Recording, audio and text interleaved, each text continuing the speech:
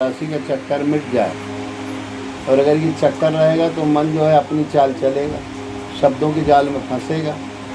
और अगर ओम का जाप लोग कहते हैं हम बहुत हैरान हैं, हम बहुत परेशान हैं, अरे भाई क्यों हो? क्योंकि शब्दों के जाल में पड़े हुए हो। ये माया जो है शब्द का जाल फैलाए हुए है। शब्द जालम महारण्यम चित्त भ्रमण कारकम। शब्दों का जाल बहुत बड़ा जंगल है, इसमें कई जन्मों तक भटकोगे, अंत नहीं पाओगे। अगर इस झंझट से, इस महाजंगल से पार होना चाहते हो शब्द के जाल से, शब्दों का जाल ऐसा खिचड़ी बन जाता है कि उलझा के रख देता है। गुरु महाराज हमारे कहा करते हैं कि कोई धागा लपेटा हुआ है, उसको पूरा जो है खोल के और ऐसे यूँ कर दो तो उलझ जाएगा पूरा। और फिर उसका बड़ी जुगत मुगत से उसका एक छोर पकड़ के धीरे धीरे धीरे सुलझाओगे, बहुत समय लगेगा। ये उलझ जाती है सुरता तुम्हारी, जहाँ जहाँ की स्मृतियाँ हैं दुनिया भर की, ये सब तुमको उलझा देती है। और बड़ी जुगत से गुरु महाराज की रील में, गुरु महाराज की ध्यान रील में उस पूरे धागे को धीरे धीरे उलझाते, उलझा हुआ है सुलझाओ। ये बहुत उलझा हुआ है। बार बार शरीर का अहंकार आएगा, बार बार मन विचलित होगा, बार बार मन भटकेगा, बार बार जिम्मेदारी के बोझ में दबना चाहेगा। जान लो कि ये उलझा हुआ धागा है। गुरु महाराज बहुत अच्छा कहा करते हैं, कहें कि एक सूत का धागा है और वो ऐसे फेंक दिया, ऐसे कर दिया, छोड़ दो तो वो खोलते खोलते खोलते रील को खोलते जाओ, खोलते खोलते वो अपने आप उलझ जाता है। फिर अगर उसको सुलझना है तो उसका सूत का छोर पकड़ो कहीं से और धीरे धीरे धीरे हल्का गीला हाथ करके ऐसे ऐसे सुलझता जाएगा। तो सुलझते सुलझते सुलझेगा। और अगर कहीं जितनी खींचातानी करोगे और उलझ जाएगा और गांठें लग जाएंगी उसमें, सुलझेगा नहीं। सुलझेगा जितना तानोगे क्या हो जाएगा, और कस जाएंगी गांठें। तो कभी भी कसो मत, ये घूंघट का पट खोल दो। घूंघट माने अहंकार, अहंकार का ये जो पर्दा है इसको हटा दो। घूंघट का पट खोल रहे तो ही क्रिया मिलेंगे। जब तक शून्य महल नहीं होगा तब तक आत्मज्योति का अनुभव होगा नहीं। शून्य महल तब होगा जब नाम की रटन लगते जाओ, करते जाओ, करते जाओ, करते जाओ। तन मन दोनों गायब हो जाते हैं, अमन अतन अवस्था आ जाती है।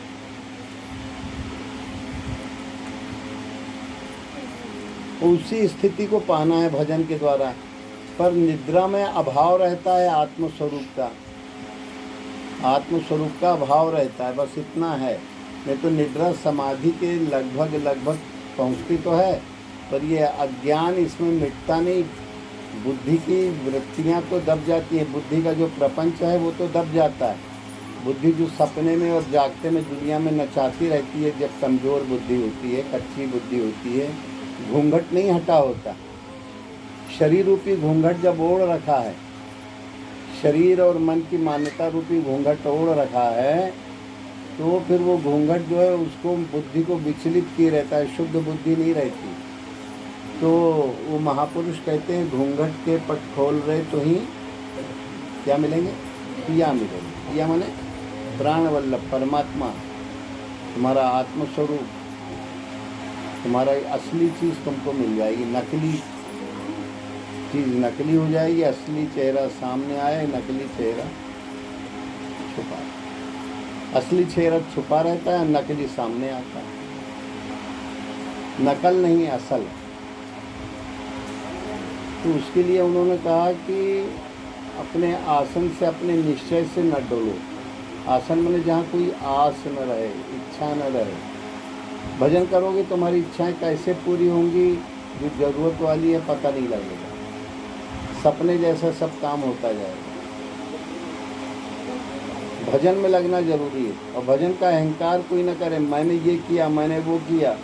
भजन का अहंकार करोगे तब तो फिर पूरा गुड़ को मट्टी कर दिया, कड़वा कर दिया।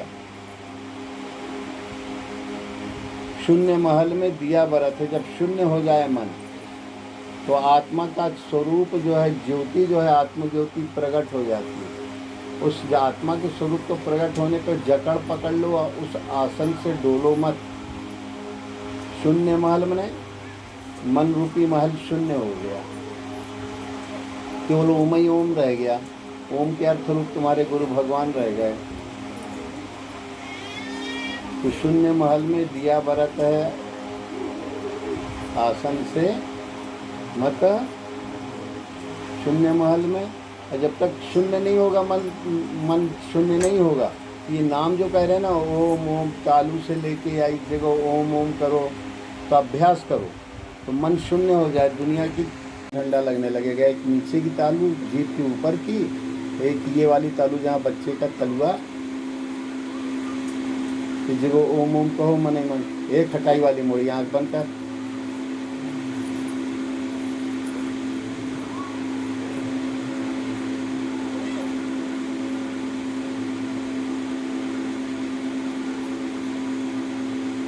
जितना लंबा ओम कहोगे नीचे वाले तालू से तो ऊपर वाले तालू तक ठंडी ठंडी ठंडी श्वास जाएगी। केवल लंबा ओम कहना है।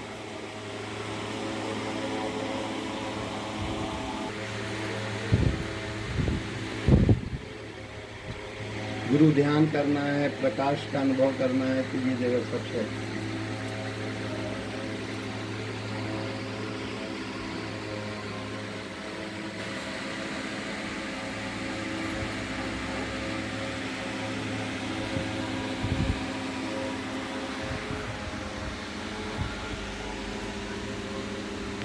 नाम जपना है कि ये जगह सबसे अच्छी है। दधित से ऋषि की हड्डी, ध्यान चिंतन की अस्थि।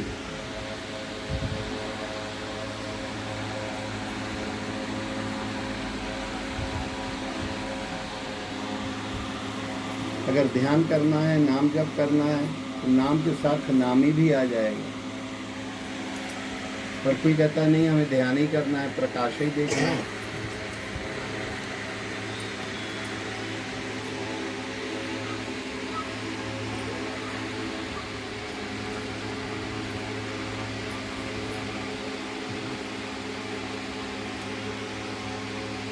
अभ्यास करोगे एकदम इतना प्रकाश होगा कि सूर्य का प्रकाश फीका हो जाएगा। हल्का शीतल और प्रकाश होगा, सूर्य जैसी शांत प्रकाश।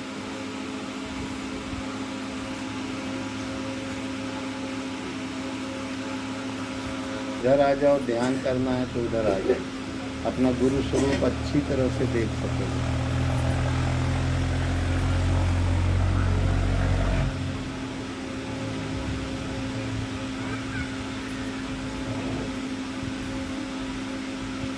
भोजन से सरल कोई चीज़ नहीं है। तुम्हें एक गिलास पानी चाहिए, हाथ बढ़ाना पड़ेगा। कुछ भी करना है तो कोई ना कोई शरीर का श्रम करना पड़ेगा, और ये ज़रूरी है। नहीं तो शरीर से श्रम नहीं करोगे तो शरीर बीमार हो जाएगा। पर शरीर से श्रम करो, पर अहंकार न करो कि ये किया मैंने, वो किया मैंने, ऐसा किया मैंने, वैसा किया मैंने। बहुत से मूर्खों की कमी नहीं है, करते कुछ नहीं है, सोते रहते हैं और कहेंगे हमने सब कर डाला। जो कुछ गांव में हुआ सब हम ही ने किया करवाया। पूरा बोझा लादने का बहुत से लोगों को स्वभाव होता है। जो कुछ हुआ सब हम ही करा रहे हैं, जबकि ये पूरा बोझ उतार के फेंक देना। शरीर से जो कार्य हुआ उसको निकाल के फेंक दो। अब फेंकोगे क्या? ध्यान करते करते अपने आप निरंकारता आएगी। इतना नाम जपो कि ध्यान करते करते शरीर का भान नहीं रह जाए। ये संसार का मार्ग बड़ा जटिल है। वैसे एक एक पग में एक एक ऐसी ऐसी बातें। तो ये कटुक वचन खुद ना बोलो, दूसरा बोल रहा है उसको समझो कि इसके अंदर जो है ये हमारे लिए अमृत। हमारे गुरु महाराज कहा करते हैं कि अगर कोई गाली दे रहा है, निंदा कर रहा है, तो हमारी बुराई, हमारे पाप को निकाले दे रहा है। कभी उसमें लड़ने झगड़ने का काम नहीं। अगर कोई हमारी बड़वाई करने लगे, प्रशंसा करने लगे, तो हमारे पुण्यों को छीन करने के लिए वो प्रयास कर रहा है। तो सजग हो जाओ और गुरु ध्यान में, गुरु नाम में लग जाओ। ये प्रशंसा कर रहा है, कहीं ये पाजी मन कहीं लाद न ले ये उपाधि अपने ऊपर। ये जो बोल रहा है इसमें दम नहीं है, ये फेंक रहा है तो हम फेंक जाएंगे। वो तो फेंकेगा, पर ये सुनने वाला अगर कहीं सुनने में बहक गया तो फेंक जाएगा। तो घूंघट के पट खोल तो ही पिया मिलेंगे। तुझे परमेश्वर मिलने वाले हैं, परमात्मा मिलने वाले हैं, प्राणवल्लभ प्राणेश्वर मिलने वाले हैं, इस जीवात्मा के स्वामी परमात्मा मिलने वाले हैं, इन प्राणों के प्राण जो हैं परम प्राण मिलने वाले हैं। पर बस निरहंकार होना सीख।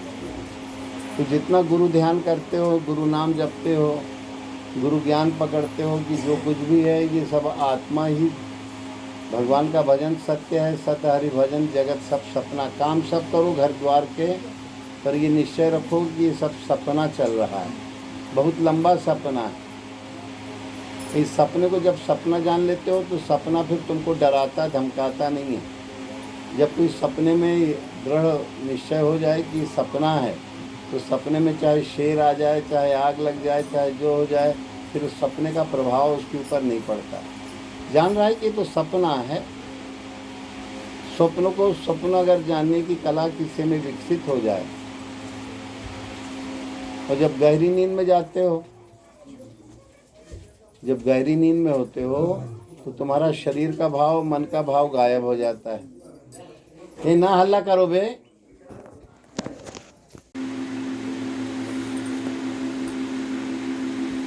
और अगर किसी को प्रकाश का अनुभव करना है तो जीभ लगा के ये तालू का जो ऊपरी हिस्सा है वहां पर मन को ले आओ,